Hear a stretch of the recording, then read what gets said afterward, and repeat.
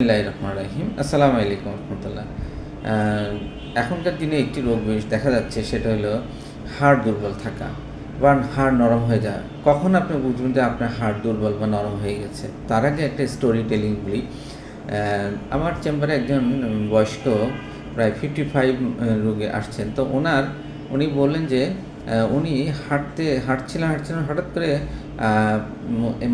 উনি একটু মুচকে পড়ে যান একটা জায়গায় প্লেসে, এবং দেখা যাওয়ার পর উনি আর উঠতে পারছেন না। তো মানে পরবর্তীতে ওনাকে মানুষের সাহায্যে উঠালো, হসপিটাল নিল।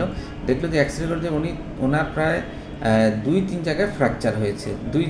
এক জায়গায় 2 জায়গায় ফ্র্যাকচার হয়েছে না, এক জায়গায় অনেকটা ফ্র্যাকচারের মতোই হয়েছে। তখন ডাক্তার পরীক্ষা করলে দেখলে যে উনি দীর্ঘদিন হাড় নরম রোগ বা অস্টিওম্যালেশিয়া বা অস্টিওপোরোসিস নামক একটি হাড় ক্ষয় রোগে ভুগছেন। এই ধরনের রোগী মানে খুবই রিস্কি, মানে হাড়ের জন্য ওনাদের লাইফের কাদের এরকম হয়ে থাকে। এই ধরনের রোগীদের মানে আগে বলবো যে কখন এর আগে নিশ্চয়ই কিছু সিমটম দেখা দিয়েছিল, কিন্তু উনি এটাকে মূল্যায়ন দেয় না। কী সিমটম হতে পারে? হাড়ের গভীরে স্থায়ী একটা ব্যথা, বিশেষ করে কোমরে, নিতম্বে, পাঁজরে, সহজেই ক্লান্তি লাগা এই ধরনের পেশেন্টের, পেশি দুর্বল হওয়া এবং বিশেষ উরুসন্ধ নিতম্বের পেশিগুলো খুবই দুর্বল থাকে, চেয়ার থেকে উঠতে বা সিঁড়ি ভাঙতে খুবই কষ্ট হয়।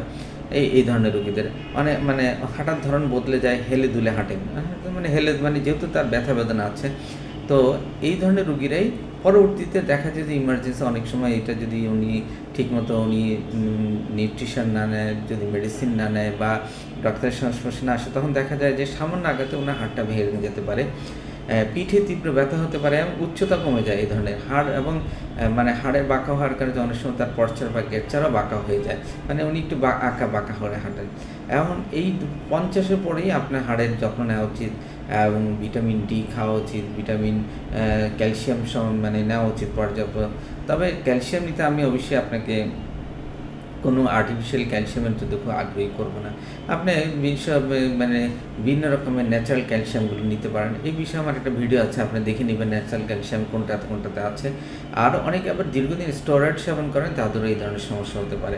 তো কারণ স্টেরয়েডে হাড় নরম করে বা হাড়ের অস্টিওপোরোসিস সৃষ্টি করে, হাড় ক্ষয় করে এবং ক্যালসিয়ামের ডিপোজিশনে বাধা দেয় স্টেরয়েডে।